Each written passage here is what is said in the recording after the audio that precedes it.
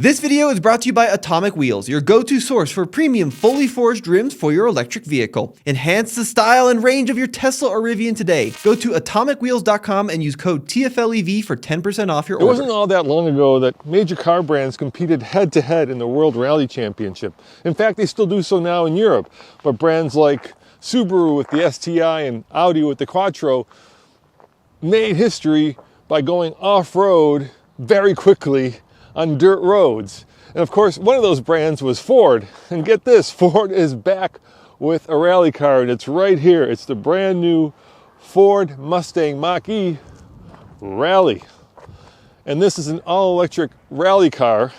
And in this video, we're going to go hands-on, and we're going to show you probably the most Colorado car I've ever driven. And that's because this electric car has everything that people in Colorado need. So let me show you.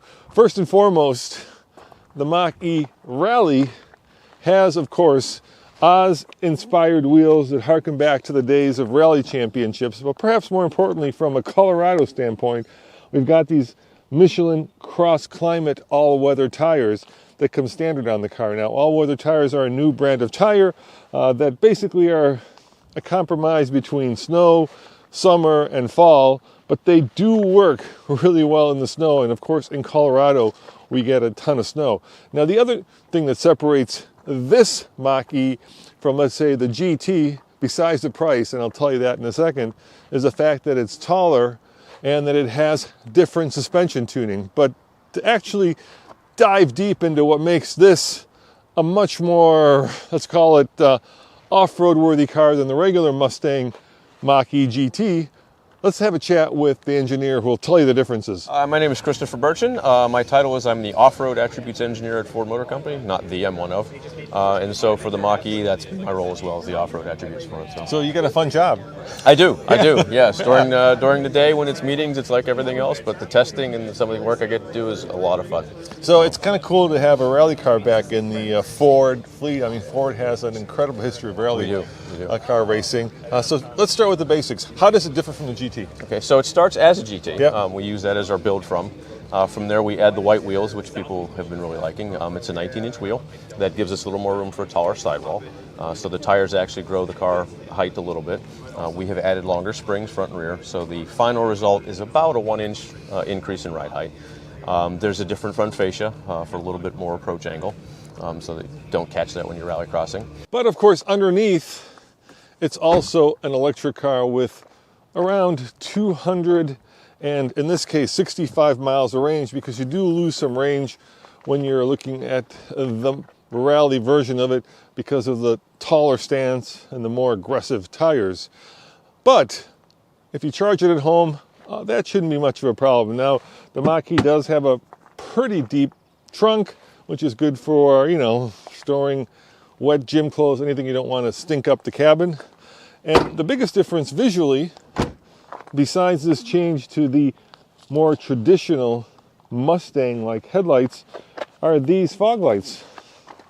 So that's how you can really tell a rally Mach-E from the non-rally version of the car. Now, if it were me, I would love to see like 4 or 5 lights in the front here, like in the old school WRC cars, or maybe a whole bank of lights on top here. I think that would look really badass.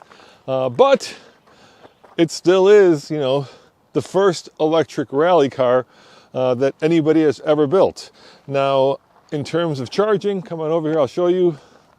Ford is switching over to the North American Charging Standard, or NACS, but this model doesn't have it yet. But it does have up to 150 kilowatts of charging speed and a battery, like I said, that's good for about 265 miles of range, and that's, I believe, in the 90 kilowatt hour usable range. Now, you might be thinking to yourself, what else is different about this from the traditional Mach-E? And on the inside, not much. Maybe the most obvious thing I can show you are these sports seats with these white caps on the back, so that they're a little bit more rally-like, I guess. But otherwise, it's pretty much a standard Mach-E, which isn't a bad thing. It's a nice place to sit. It's very comfortable.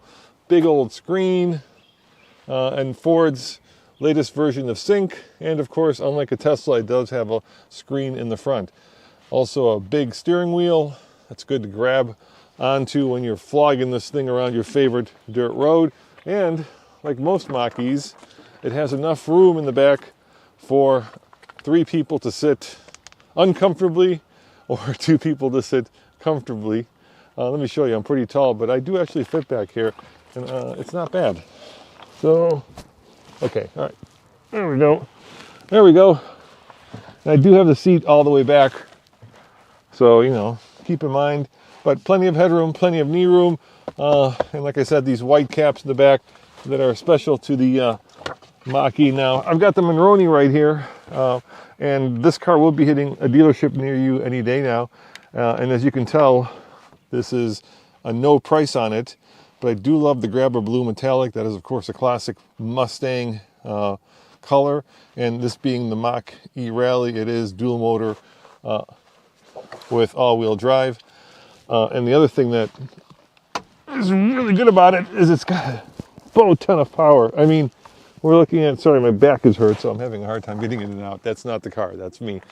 We're looking at 700 pounds of torque and 480 horsepower powering all 4 wheels.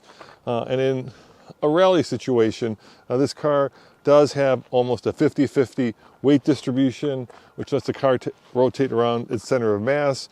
And in general, the split is 40-60, giving you kind of that rear bias that people like when they're driving a performance car. Now, of course, you also get this really cool rear spoiler, which distinguishes it as the sporty one. But if you don't care about sportiness, you also get a lot of room in the back. As you can see, it's a 40, maybe an 80-20 split, and you can fold those seats back. And if I were more limber, I could probably crawl back there and actually take a nap because it's so big in the back. Now, I started off this quick first look, hands-on review by saying that this is the ultimate Colorado car. When I first moved to Colorado back in 1997, I was looking for a car that could do it all. In other words, I could have fun on dirt roads with it in the summer, I could put my family in it, and I could also take it up to the ski areas in the wintertime. So I needed something that was all-wheel drive, that was very powerful, and yet that had a suspension that was supple enough that it could go off-road and do some light off-roading. And, you know, this would have been perfect for me at the time. Now, Ford has built that car, but it does come at a price. The Mach-E GT starts around $50,000. The Mach-E Rally, just under $60,000. So that is a lot of money for what it essentially is the first, at least in America, there might be a European version of this, all-electric rally world championship car. Now, will Ford build an RS version of this? That's a great question that I did ask the engineer. And of course, well, let me have you listen to the answer. So I know you don't talk about future product, but so you've got the base Mustang, and then you got the GT, now you got the Rally. Will there be an RS?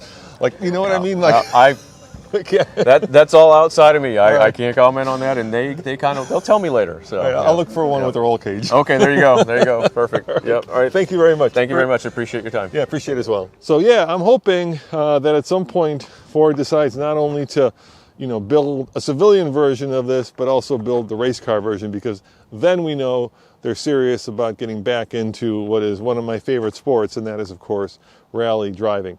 As always, this is Roman saying thanks for watching, and come back a little bit later when we actually take this car on the Dirt Fish off-road course, which is right over there. We're here just outside of Seattle, and we flog it through the course and actually talk about how it drives and find out if it drives as good as it looks. And of course, that'll be at alltfl.com. We'll see you guys next time. Ciao.